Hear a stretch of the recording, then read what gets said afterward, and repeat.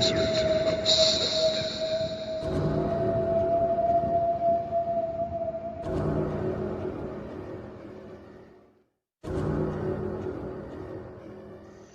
I'm G.B. Merriam. I write about life as a Setian in contemporary times, with random, long-winded detours into ancient history, classic monster movies, and all kinds of other fun stuff. Won't you join me for today's adventure?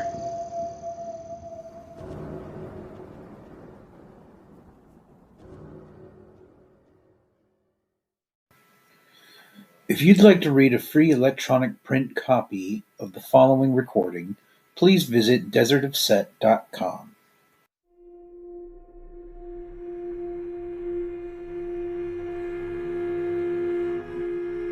Shedding Skin with the Snake God and Snake People. It's important to understand that snakes are not a universal symbol of evil in Kemetic or ancient Egyptian lore. Actually, they are more like angels, a special class of preternatural being.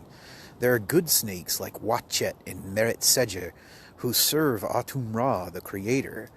And there are also bad snakes that serve Apep and who seek to disintegrate all things.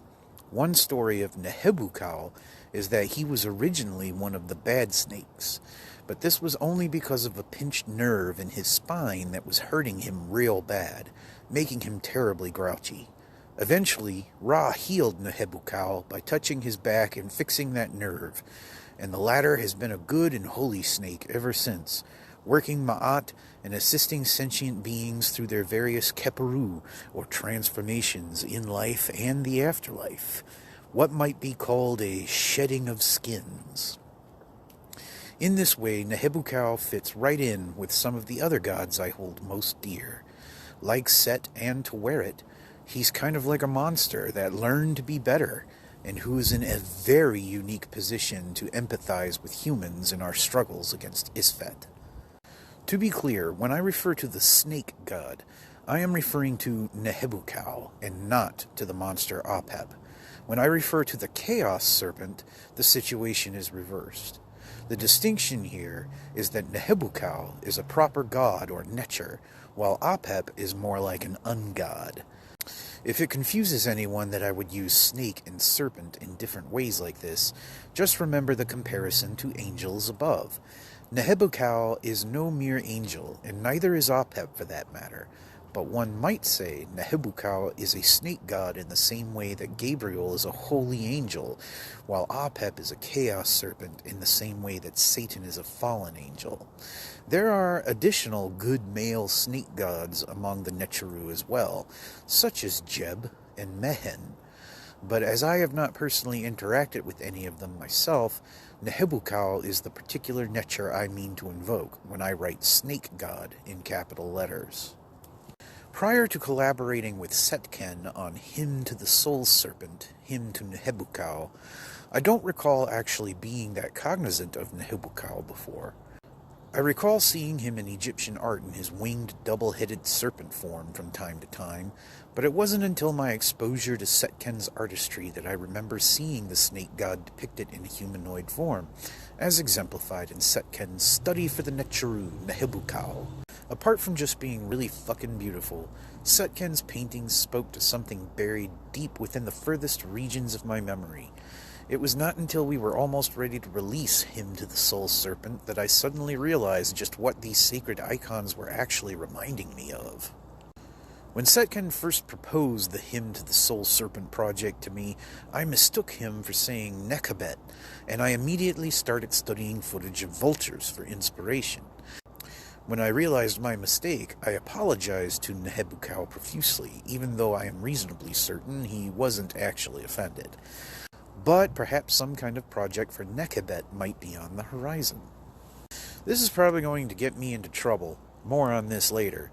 But I've had a fascination with the idea of reptile people for as long as I can remember. I think my first exposure to this was from watching He-Man in the Masters of the Universe. I also collected the dolls, or action figures if it really bothers other men so much, and my absolute favorites were the Snake Men. King Hiss looked like a normal dude, but his torso came apart to reveal his true form as a writhing mass of vipers. Tongue Lasher had a super long poison tongue that came rocketing out of his mouth when you operated the button on his back. And Rattler's neck could extend with quite some force, rendering him somewhat hazardous around children's eyeballs. These characters were not featured in the He-Man cartoons, but the dolls came with miniature comic books that explained their background stories and such. According to the comic that came with King Hiss, the Snake Men are native to He-Man's home world, Eternia, and they controlled a powerful empire long before the reign of King Randor. They were banished to some alternate dimension, but the evil wizard Skeletor found a way to bring them back. Thanks to He-Man, Skeletor only succeeded in facilitating the return of 3 Snake Men, King Hiss, Tongue Lasher, and Rattlor. The Snake Men then launched a campaign to return the rest of their kind to Eternia so they could invade and enslave humanity once more. Is any of this starting to sound familiar to you yet? In episode 10 of this series, I discuss one of my least favorite anti-Setian tropes in popular culture, the theme of an evil snake god called Set, who was banished to an alternate dimension, who has legions of serpent men under his command, and who seeks to return and invade the world of human beings. This theme originates from the short fantasy fiction of Robert E. Howard, creator of Conan the Cimmerian and Kull the Conqueror, and it gained even more traction when Marvel Comics was licensed to adapt Howard's fiction into its own fictional universe in the 1970s. Since then, the Set and his evil serpent men trope has emerged in countless cartoons, movies, role-playing games, and science fiction TV shows. He-Man and the Masters of the Universe, with its snake men and their tyrannical King Hiss, just happens to be the most obvious example of this trend. One thing I disliked about He-Man was the fact that these snake men were bad guys. I have always loved snakes, especially the non-lethal ones like garter snakes, and I always thought it would be neat if these characters could have been heroes instead. I remember imagining my own Saturday morning cartoon shows where the heroes were all benevolent snake people with badass edgy names like Queen Hysteria and Big Bad Mamba, and the bad guys were just normal-looking humans. Curiously, the animated He-Man series does feature another race of snake people, the Reptons, who are peaceful and kind. One of them, Cobra Khan, is one of Skeletor's goons, but the show makes it clear that Khan is just a bad egg, and the rest of the Reptons are cool. But when it comes to stories that add a little more dimension to this concept than what I would usually expect, my life changed forever when I saw Doctor Who. No, I'm not talking about the newer Who series that's been in production since 2005.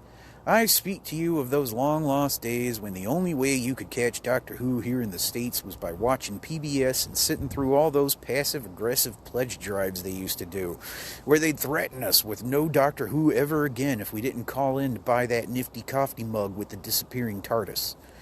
During the John Pertwee years, there were 2 serials that dealt with the theme of reptile people specifically, the Silurians and the Sea Devils, written by Malcolm Hulke. In the first of these adventures, the Doctor, who is currently stuck on Earth with an inoperative TARDIS, learns there was another intelligent species that ruled this planet long before humans evolved from apes. These reptile people are not aliens, but native to Earth. They went into hibernation deep underground when their advanced astronomy detected the incoming comet that eventually wiped out the dinosaurs. Their machines were supposed to awaken them shortly after the disaster, but a malfunction caused them to remain in suspended animation until they were accidentally revived by human nuclear testing during the 1970s. Having resurfaced, the reptile people are understandably distressed to find their planet invaded by ultraviolent hairless apes. Some of them are willing to try and coexist with us peacefully, and the Doctor tries his best to facilitate an arrangement to this effect. But racists on both the human and reptilian sides of this dispute eventually stifle this hope, with the reptiles unleashing their biological warfare upon us, and the humans bombing all the rest of their hibernation chambers. In the second of these serials, the Doctor encounters another tribe of reptile people who belong to an aquatic subspecies, and the whole thing starts all over again. Things are made even worse this time by the Master, played by Roger Delgado, who actively seeks to escalate the conflict between humans and reptilians.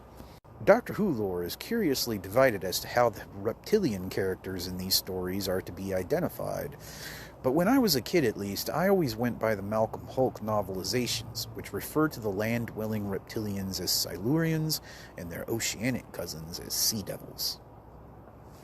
I remember crying a lot whenever I watched these episodes of Doctor Who, to the point that my parents were concerned I was actually scared and would have nightmares.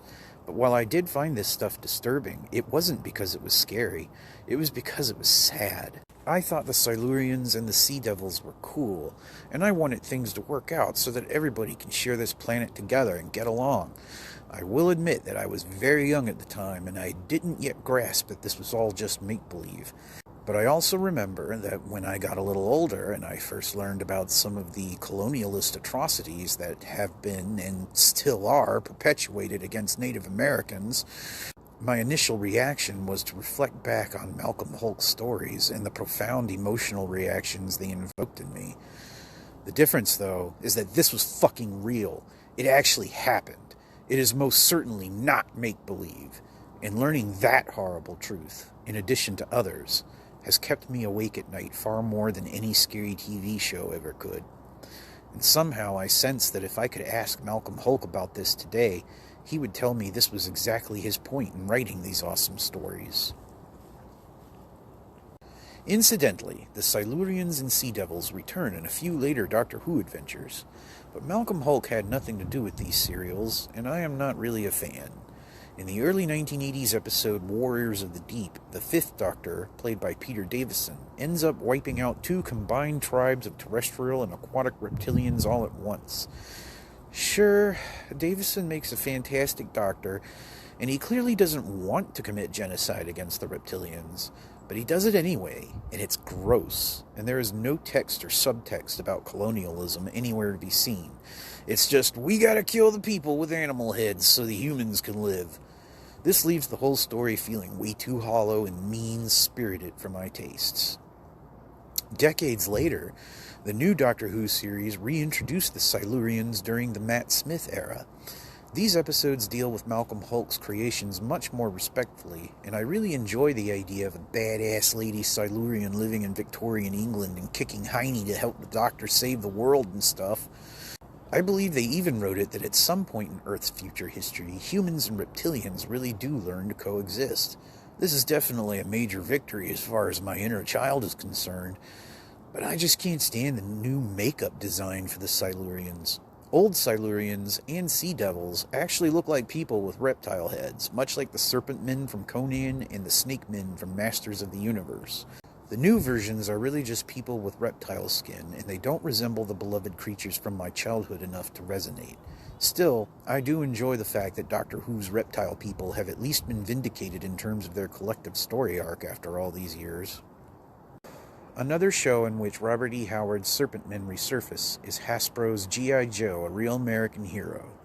In the 1987 animated film adaptation of the popular cartoon series, it is revealed that the international terrorist organization Cobra is really just a front for an ancient civilization called Cobra La, which of course was populated by snake people. These reptilians naturally seek to reclaim what they perceive to be their stolen Earth, and the entire history of Cobra as a human totalitarian regime is really just one more phase in their long game. I don't remember owning any G.I. Joe dolls, but I remember really enjoying the cartoon and its huge ensemble of diverse and fairly well-developed characters, especially my first true love, the Baroness Anastasia Cisarovna. But imagine my surprise when I learned that Cobra wasn't actually created by Hasbro, which launched the toy line. Rather, it was quote-unquote invented by Marvel Comics, which was commissioned to write a story for Hasbro when it relaunched its catalog in the 1980s. The writers at Marvel pointed out that the heroes needed some villains to fight if there were going to be any story worth telling, and for lack of any better alternative, they more or less cloned the concept of Hydra, the terrorist organization battled by superhero teams like the Avengers, and renamed it Cobra. Like Cobra, Hydra was originally founded by ancient reptilians, who later infiltrated human governments for their own purposes, including that of Nazi Germany. Then there's the fact that many of Hydra's most infamous members are named after snakes in one way or another, including Viper, aka Madam Hydra, Gorgon, and Anaconda. But there's an extra layer here. The serpent men who founded Hydra turn out to be the very same serpent men who serve the evil snake god Set in Howard's Cull and Conan tales. This bastardization of Set has even appeared throughout Marvel Comics as an actual character for superheroes like the Avengers to fight. This is ironic, given that the real Egyptian god Set also makes a personal appearance in an episode of G.I. Joe, but as discussed in episode 10, G.I. Joe was much closer to the mark. Its version of Set doesn't appear to be involved with the civilization of Cobra La either. Now I must return to my earlier point about how writing about all of this will probably get me into some trouble with some people. It's okay, I don't really care. This is all for Nehebukau, to whom I shall return in just a moment. I am sure readers in the know are already chomping at the bit for me to touch on reptilian humanoid conspiracy theories and the bizarre subcultures they have bred in real life. I'm referring, of course, to the belief some people have that there are actual reptilians living among us here on Earth. These people mostly take their cue from the exact same source, David Icke, a pseudoscientist and total huckster. Since the late 1990s, Icke has popularized this belief that reptilians from a planet orbiting Alpha Draconis invaded our planet way back in ancient times. They were mistakenly worshipped as gods by quote-unquote wayward people like the ancient Egyptians, and they continue to infiltrate modern human governments, including the entire Bush family, no less. Furthermore, this ancient alien reptile conspiracy is supposed to kidnap little children and drain them of their spinal fluid so it can be fed to Hillary Clinton, who is herself alleged to be a reptilian warlord in disguise. Icke even manages to tie his evil reptilians together with Nazi Germany somehow, which explains the trope of Adolf Hitler secretly floating around the Arctic in submarines with reptile people. There are so many things wrong with David Icke's bullshit, it's impossible for me to address each particular grievance in today's sermon. But my immediate critiques are that Icke's take on ancient civilizations is hopelessly racist. His encouragement of secularized satanic panic nonsense is absolutely deplorable. And worst of all, domestic terrorists have adopted his anti-reptilian routine, trying to assassinate politicians they believe are reptilians. Yet there is something else wrong with all of this that should hopefully be crystal fucking clear by this point, given everything I have already explained. It's all fiction, and none of it is original. Robert E. Howard made a lot of this shit up back in the 1920s. Then Marvel Comics came along and made up some more in the 1970s. Then a bunch of Saturday morning cartoons boosted the signal for it during the 1980s. And of course there have been countless other science fiction authors and media properties that have played around with the concept in one way or another. David Icke never wrote any of his conspiracy theory bullshit until the late 1990s, by which point the meme had already been well established in popular culture, so it's pretty fucking clear that he plagiarized his entire routine from a bunch of cartoons and comic books, and the assholes who are willing to kill people over this shit are really doing it for nothing. Here's the thing. I do not actively believe there are any reptilian humanoids living on this earth, or at least not in the sense of ancient aliens. More on this in a second. I'm not saying it isn't possible, I just haven't found any evidence to substantiate such an idea. But even if I did, I would quicker assume such entities are just as native to this world as we are, and that they have just as much right to be here as we do. I don't believe any of this nonsense about aliens controlling human governments. Human beings are the single most dangerous creatures on this planet. We don't need extraterrestrials to make us any better at wreaking havoc. If there are any snake people around, they're probably hiding from us because they're fucking scared to death of us. And to assume that an entire sentient race would be inherently evil simply because it evolved from reptiles is, well, to call a spade, racist. We evolved from motherfucking apes, and apes do some pretty fucked up shit, you know. Maybe it's just because I grew up learning important lessons about these things from Captain Jean-Luc Picard, but I see no reason to assume a civilized reptilian people would be any worse at respecting Ma'at or fighting Isfet than civilized simian peoples apparently are. I can already read the emails from Icke zombie followers skewering me for being some dumb, deluded PR boy for the visitors who want to eat me and my family. The thing is, there are other people who believe in real reptilians, so to speak, and who hold much more sensible views about them than anything offered by David Icke. The most prevalent example of this would be Hindu, Buddhist, and other Asian religious belief systems that acknowledge the Nagas. These semi-divine creatures can appear as snakes, people, or any variety of human-serpentine hybrid. They are believed to have pre-existed humans. And while they can be good or evil just like us, most of them appear to be dutiful servants of the Devas, the Hindu gods. They enjoy living in rivers, lakes, oceans, and raindrops, and they guard all kinds of ancient knowledge and treasures. Though they are not necessarily gods, the Nagas are often venerated with offerings, which helps to attract good fortune. Much of this is echoed in Chinese folk beliefs about dragons as well. Long, or Chinese dragons, are also shapeshifters who can appear human and who bring good luck to those who show them the proper gratitude and respect. I first learned about the Nagas not from a textbook or a cartoon show, but from my best friend in 2nd grade, a boy named Pawan. Pawan and his family were Indian-American immigrants and deeply observant Hindus. I remember seeing various images of the Devas whenever I visited their apartment.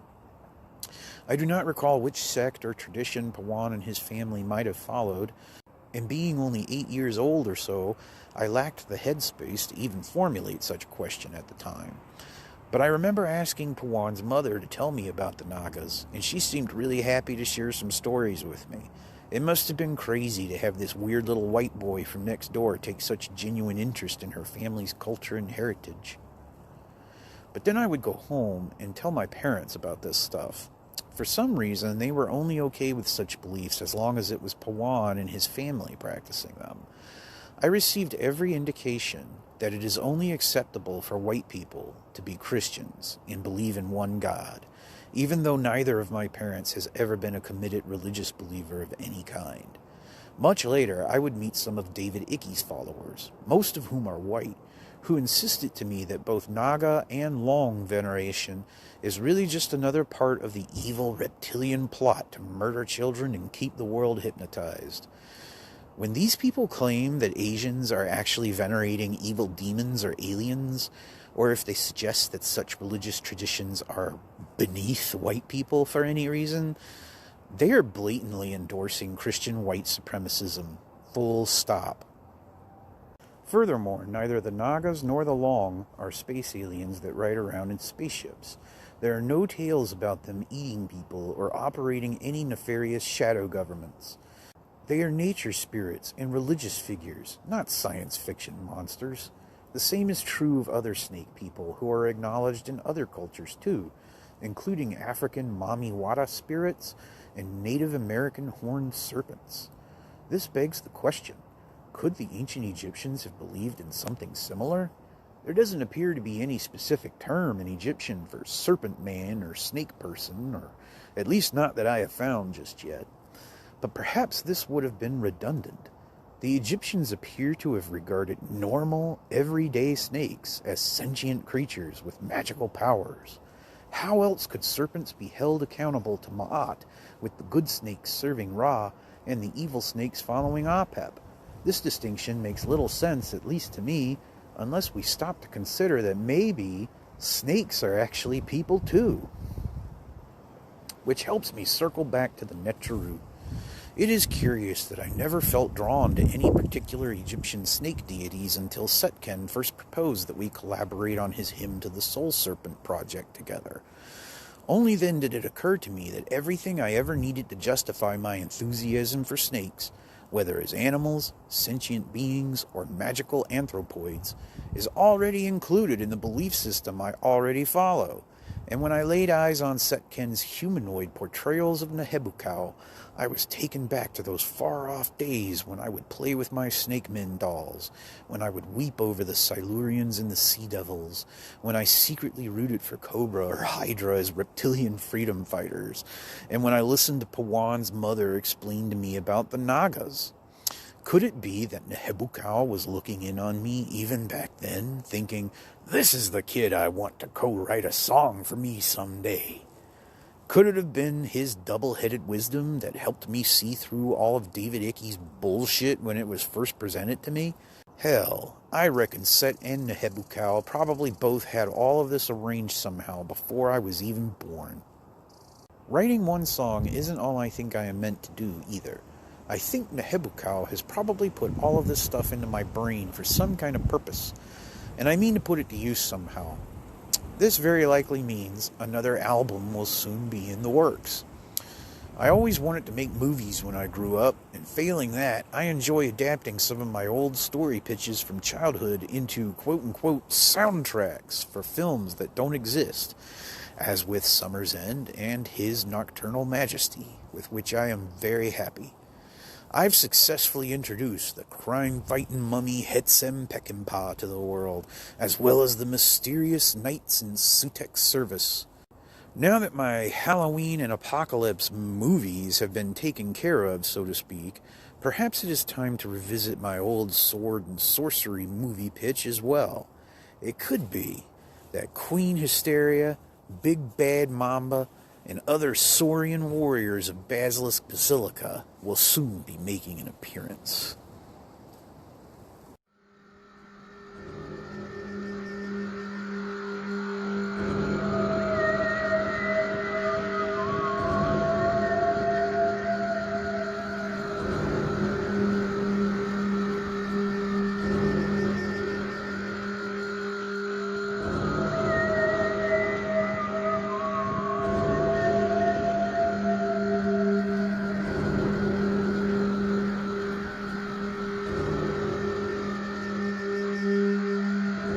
Thank you so much for listening. If you enjoyed this sermon and you'd like to read some more, please check out desertofset.com. I hope you have a wonderful day. Set bless.